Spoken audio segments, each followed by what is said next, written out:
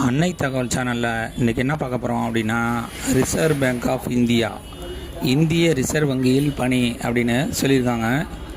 Employment type என்ன அப்படின்னா regular basis. மொத்தம் 11 போஸ்டிங் கால்ஃபர் பண்ணியிருக்காங்க. ஜூனியர் இன்ஜினியர், சிவில் மற்றும் எலக்ட்ரிக்கல் போஸ்டிங் அப்படின்னு சொல்லியிருக்காங்க.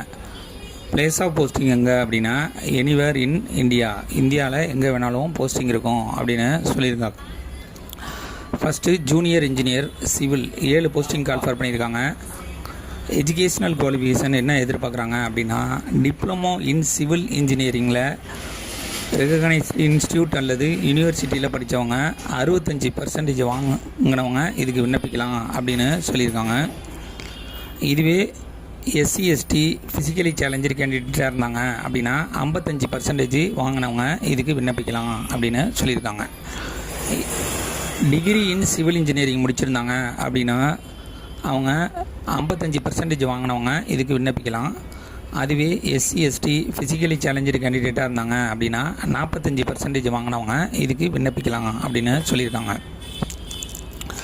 எக்ஸ்பீரியன்ஸ் என்ன எதிர்பார்க்குறாங்க அப்படின்னா 1/4/2026 அன்னைக்கு டிப்ளமோ படித்தவங்களுக்கு அட்லீஸ்ட் 2 இயர்ஸ் எக்ஸ்பீரியன்ஸ் இருக்கணும் அப்படின்னு சொல்லியிருக்காங்க. இன்ஜினியர் படித்தவங்களுக்கு அட்லீஸ்ட் 1 இயர் எக்ஸ்பீரியன்ஸ் இருந்தால் விண்ணப்பிக்கலாம் அப்படின்னு சொல்லியிருக்காங்க. அடுத்து junior engineer electrical 4 posting call for பண்ணியிருப்பாங்க. மினிமம் டிப்ளமோ இன் எலக்ட்ரிக்கல் அல்லது எலக்ட்ரானிக் இன்ஜினியரிங் 3 வருஷம் படித்தவங்க இதுக்கு விண்ணப்பிக்கலாம் அப்படின்னு சொல்லியிருக்காங்க. 65% மார்க் வாங்கியிருக்கணும். அப்படி இல்லை அப்படின்னா எஸ்சி எஸ்டி ஃபிசிக்கலி சேலஞ்சர் கேண்டிடேட்டாக இருந்தாங்க அப்படின்னா அவங்க 55% மார்க் வாங்கினவங்க இதுக்கு விண்ணப்பிக்கலாம் அப்படின்னு சொல்லியிருக்காங்க.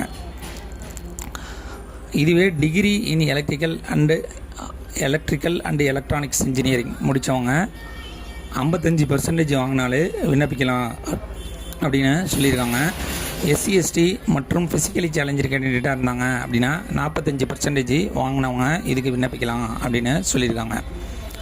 1/4/2026 பிரகாரம் டிப்ளமோ முடிச்சிருந்தாங்க அப்படின்னா 2 வருஷம் எக்ஸ்பீரியன்ஸ் இருக்கணும் அப்படின்னு சொல்லியிருக்காங்க. இதுவே டிகிரியில் முடித்தவங்க 1 வருஷம் எக்ஸ்பீரியன்ஸ் இருந்தாலே இதுக்கு விண்ணப்பிக்கலாம் அப்படின்னு சொல்லியிருக்காங்க. ரெகக்னைஸ்டு இன்ஸ்டியூட் அல்லது யூனிவர்சிட்டியில் படிச்சிருக்கணும் அப்படின்னு சொல்லியிருக்காங்க.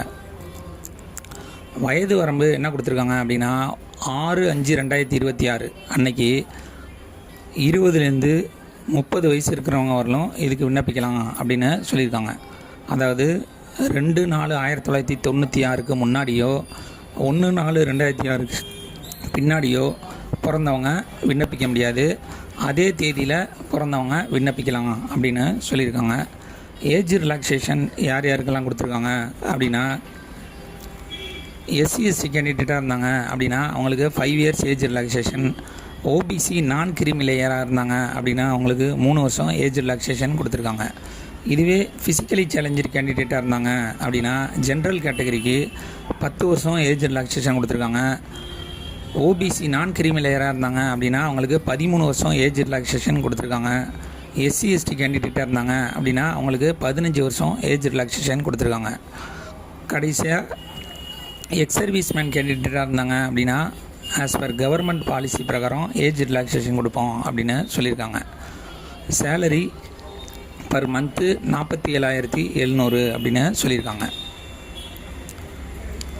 மெத்தட் ஆஃப் செலெக்ஷன் எப்படி தேர்ந்தெடுக்கிறாங்க அப்படின்னா, ஆன்லைன் எக்ஸாம் கண்டக்ட் பண்ணுறாங்க. அதில் செலக்ட் ஆகிறவங்களுக்கு லாங்குவேஜ் ப்ரிஃபரன்சி டெஸ்ட் மூலயமா தேர்ந்தெடுப்போம் அப்படின்னு சொல்லியிருக்காங்க. தமிழ்நாட்டில் எக்ஸாமினேஷன் சென்டர் சென்னை மற்றும் மதுரை. ஆன்லைன் மூலயமா விண்ணப்பிக்கிறப்ப எக்ஸாமினேஷன் ஃபீஸ் என்ன அப்படின்னா, SC ST ex serviceman physically challenger கேண்டிடேட்டுக்கு ஆன்லைன் எக்ஸாமினேஷன் ஃபீஸ் கிடையாது. அதர் கேண்டிடேட்டுக்கு 600 அப்படின்னு சொல்லியிருக்காங்க. விண்ணப்பிக்க கடைசி நாள் 6/5/2026. டிஸ்கிரிப்ஷனில் லிங்க் கொடுத்துருக்கேன். விண்ணப்பித்து வெற்றி பெற்று பணியில் சேர்க. நன்றி, வணக்கம்.